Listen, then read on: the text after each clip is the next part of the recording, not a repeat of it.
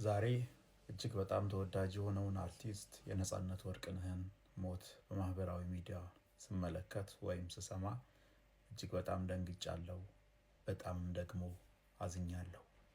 ከዚያም ግን ወዲያው ወደ ፕሮፋይሉ ገብቼ ስለ ነጻነት ወርቅነህ ለማወቅ ጥቂት ስሞክር አብዛኛው ቪዲዮዎቹ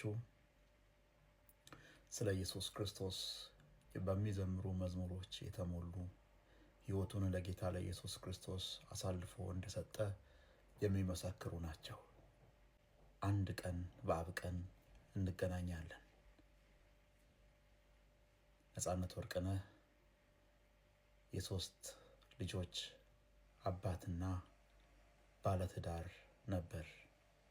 ለሕፃናት ልጆቹ እግዚአብሔር አምላክ አባት ይሁናቸው፣ ከጎናቸው ሆኖ ይንከባከባቸው፣ ያሳድጋቸው።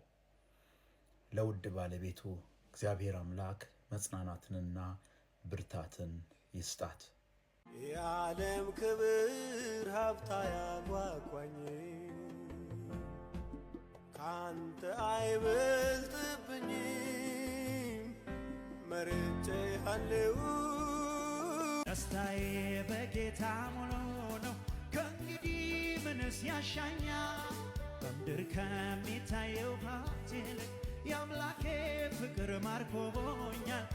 አማላጅ አንድ ነው ከአብ ያስታረቀኝ፣ ሞቴን የሞተልኝ ሕይወቱን የሰጠኝ፣ በእኔና በአብ መሃል መካከለኛው ኢየሱስ ብቻ ነው። ጌታ ራሱ በትእዛዝ በመላእክትም አለቃ ድምፅ በእግዚአብሔርም መለከት ከሰማይ ይወርዳልና በክርስቶስም የሞቱ አስቀድመው ይነሳሉ። ከዚያም በኋላ እኛ ሕያዋን ሆነን የምንቀር ጌታን በአየር ለመቀበል ከእነርሱ ጋር በደመና እንነጠቃለን። እንዲሁም ሁል ጊዜ ከጌታ ጋር እንሆናለን። ስለዚህ እርስ በርሳችሁ በዚህ ቃል ተጽናኑ።